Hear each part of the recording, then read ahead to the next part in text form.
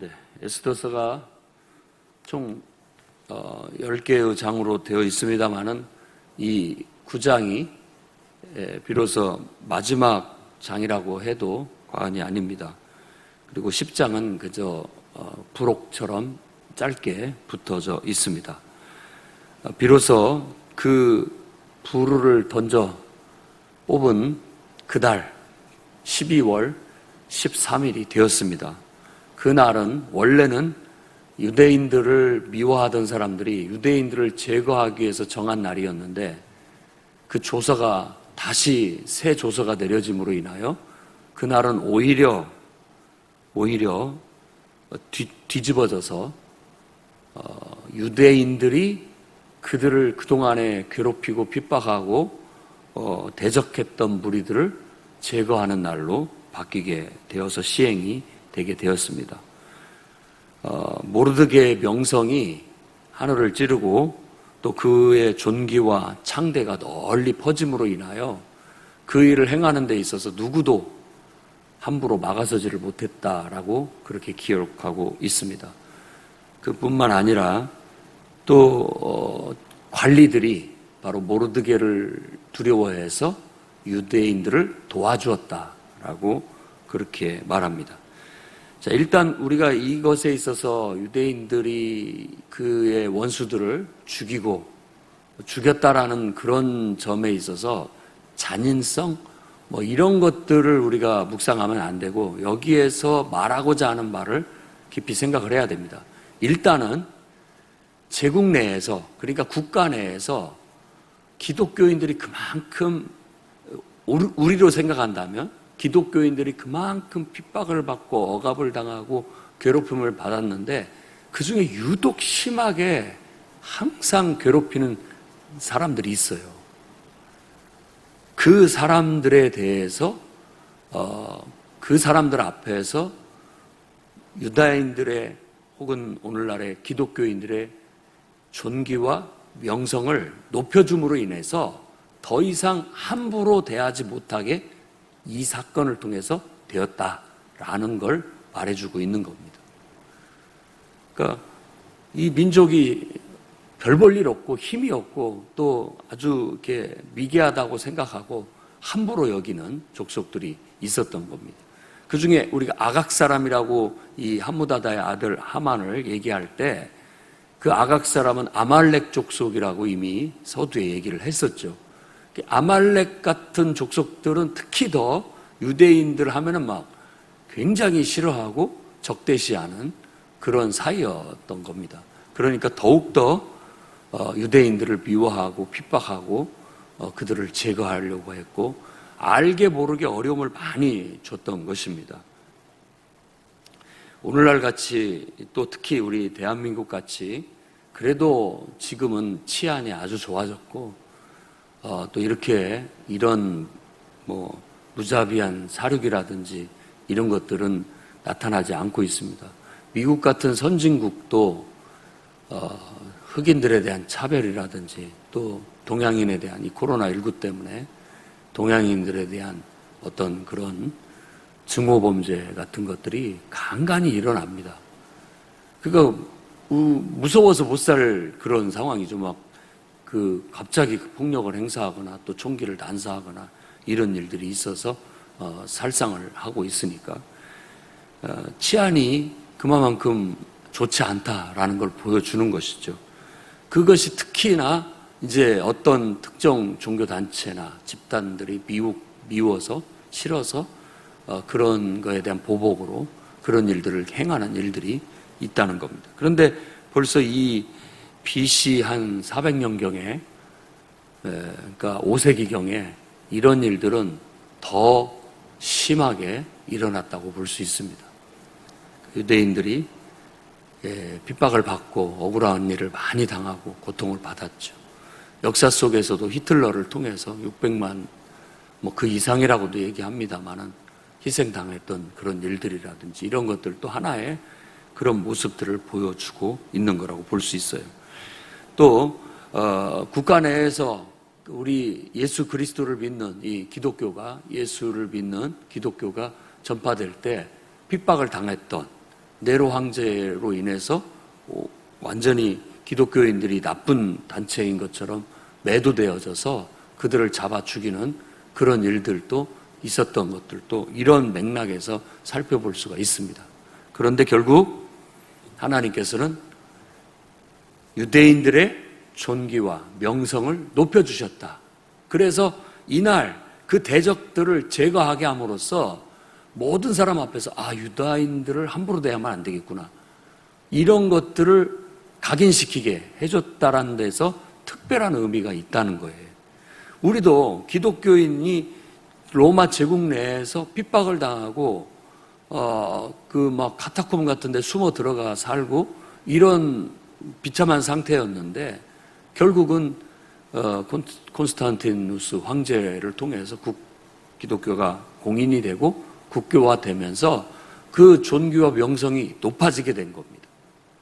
그래서 기독교인들이 함부로 대하지 않게 됐고 오히려 더 존귀하게 돼서 많은 사람들이 기독교인이 될 수 있도록, 많은 사람들이 유대인이 되려고 했던 것처럼 그렇게 하나님이 완전히 뒤집어 놓으신 이 사건이 바로 이 12월 13일 날 일어난 사건을 통해서 이루어지게 된 겁니다. 그래서 예수님의 가르침은 원수도 사랑하라, 선으로 악을 대하라, 이겨라, 이렇게 가르쳤다라는 걸 우리는 잘 알고 있습니다. 그걸 우리는 실천해야 됩니다.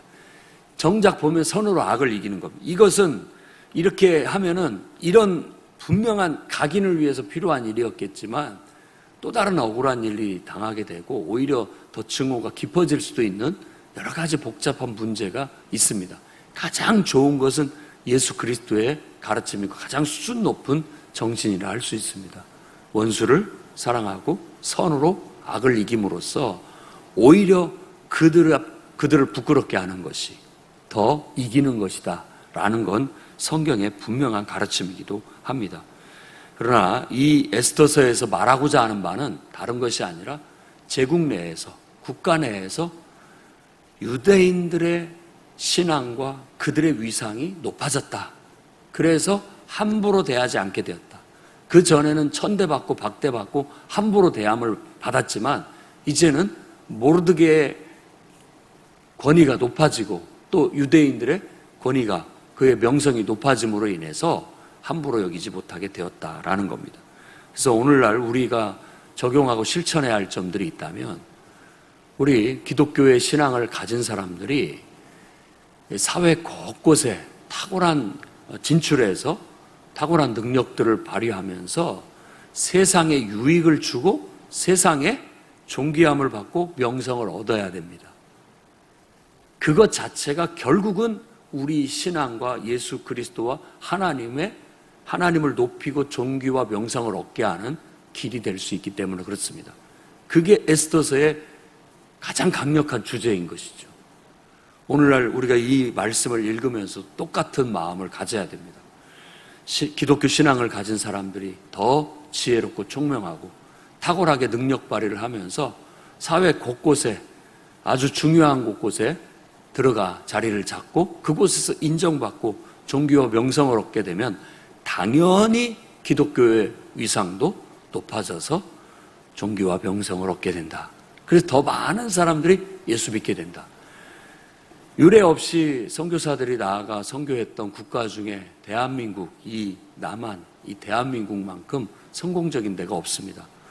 그것은 한참 나라가 왕정이 끝나고 근대화를 이끌 때 일제의 이런 그 영향도 있었지만 선교사들이 들어와서 교육과 의료와 여러 가지 것들을 통해서 기독교 신앙을 가진 인물들을 키워내서 그들이 사회의 곳곳에, 중요한 곳에 들어가서 영향력을 행사했기 때문에 그렇습니다. 교수가 되고 의사가 되고 또 지도자가 되고 그러다 보니까 그런 거죠. 우리나라는 물론 초대 대통령도 기독교인이었지만 또 장로 대통령이 2명이 있고요. 그 외에도 국회의장을 지내신 분들, 이런 분들이 기독교 신앙을 가진 분들이 많이 있습니다. 또 국회의원들 속에나 또 장관들, 여러 곳곳에 기독교 신앙을 가진 사람들이 많이 배진돼 있고, 또 많은 사람들이 좋아하는 연예인들 속에도 대다수가 기독교의 신앙을 갖고 살아가고 있는 사람이라는 걸 알 수 있습니다. 이런 것들이 이 기독교 위상이 이렇게 높아지는 것들입니다. 다 어려서 교회 다니면서 찬송하고 성가대하고 찬양단하고 연극하고 이랬던 사람들이 다 사회 곳곳에 진출되어져서 지도자가 되고 유명인이 되고 또 유명한 그런 어떤 영향력 있는 선한 증거를 듣는 존귀함을 얻고 명성을 얻는 사람들이 되어주다 보니까 모든 사람들이 처음에는 그들이 이 에스더가 유다인인지를 모르는 것처럼 뭐 전혀 상관없이 그냥 좋아하고 존경하고 이랬었는데, 알고 보니까 유대인이었던 것처럼, 알고 보니까 기독교 신앙을 가진 사람이었구나 라는 걸 알면서 자연스럽게 이 기독교 신앙에 대해서 호감을 갖게 되고 또 그 명성을 높이 치게 돼서 그들도 신앙을 갖는다면 기독교 신앙을 갖게 되는 것이죠. 바로 이 에스더 속에서도 세계 선교의 비전이 들어있는 겁니다. 이런 식으로 하나님이 세계 속에 존귀와 명성을 얻으면서 세상에 빛이 되고 소금이 되는 것, 이게 하나님의 뜻이라는 걸 보여주고 있는 것이죠. 그래서 모르드게와 에스더는 이 날을 그냥 지나면 안 된다라고 생각해서 그 날을 왕의 허락을 받아서 유대인들만의 특별한 절기, 규정으로 정해서 조서를 내립니다. 이 조서를 내린다라는 것은 법으로 정했다라는 거예요. 우리나라도 뭐 성탄절 같은 날은 국경일로 아예 정해줬죠, 국가에서. 그래서 기독교의 명절이지만 모든 전 국민들이 그 날은 함께 공휴일로 삼아서 축하하고 경축하는 날로 삼은 것처럼. 그래서 이 불임절이 이 부활절 같은 느낌도 있고 또 성탄절 같은 느낌도 있습니다. 달로 친다면은 뭐 성탄절에 가깝고 또 의식으로 친다면 성탄절에 가깝습니다.